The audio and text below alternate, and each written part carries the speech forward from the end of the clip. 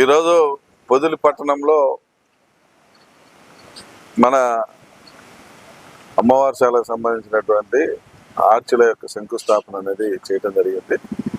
ముఖ్యంగా పొదిలి పట్టణం అనేది పూర్తి స్థాయిలో డెవలప్మెంట్ చేయాలన్న ఉద్దేశంతో ఆల్రెడీ ప్రపోజల్స్ అన్ని కూడా పంపించాం. 22 కోట్ల రూపాయలతోటి అవి త్వరలో శాంక్షన్స్ వస్తాయి. శాంక్షన్స్ రాగానే ఈ పొదిలి పట్టణంలో ఎక్కడ కూడా రోడ్లకు డ్రైన్లకు ఇబ్బంది లేకుండా చేయబోతా ఉన్నామని చెప్పి ఈ సందర్భంగా తెలియజేస్తా ఉన్నాం. అలాగే ముఖ్యంగా డ్రింకింగ్ వాటర్ సమస్య ఎక్కువగా ఉండేది. అయితే మెయిన్ ఇక్కడ ప్రజలందరూ కూడా సాగర్ వాటర్ మీద ఎక్కువ దృష్టి పెడతారు. సాగర్ వాటర్ కావాలంటే, కానీ సాగర్ వాటర్ అనేది మనకు దర్శి నుంచి పంపింగ్ జరగాలి కాబట్టి ఆ పంపింగ్ అనేది గతంలో 28 గంటలు చేసేవాళ్ళు, అటువంటిది ఈరోజు 42 గంటల పాటు పంపింగ్ చేపిస్తా ఉన్నాం.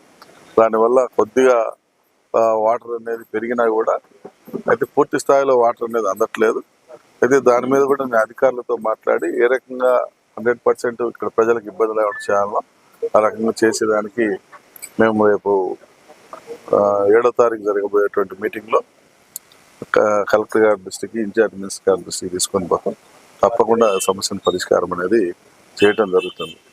అయితే ఇటీవల వైసీపీ వాళ్ళు కోటి సంతకాల సేకరణ అని చెప్పి తిరుగుతా ఉన్నారు.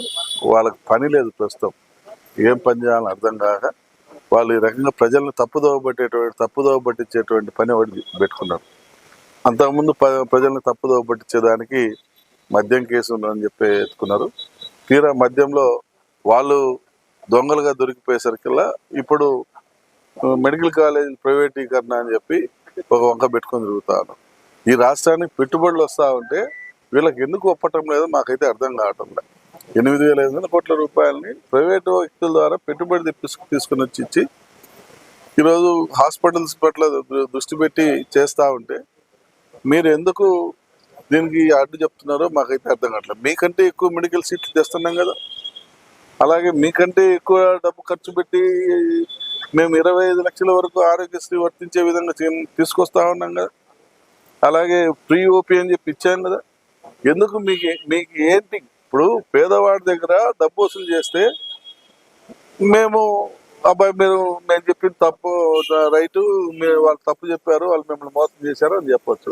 మేము 100% 33 సంవత్సరాల పాటు ప్రీ ఓపీ ఐపీలో గవర్నమెంట్ నిధులతోటి మీకు చేపిస్తామని చెప్పి చెప్తా ఉన్నాం.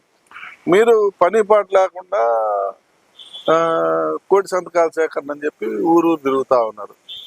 మీరు ఏం చేసుకున్నా ఈ ప్రజలు మిమ్మల్ని నమ్మేటువంటి పరిస్థితిలో లేరు. మీరు చేసిన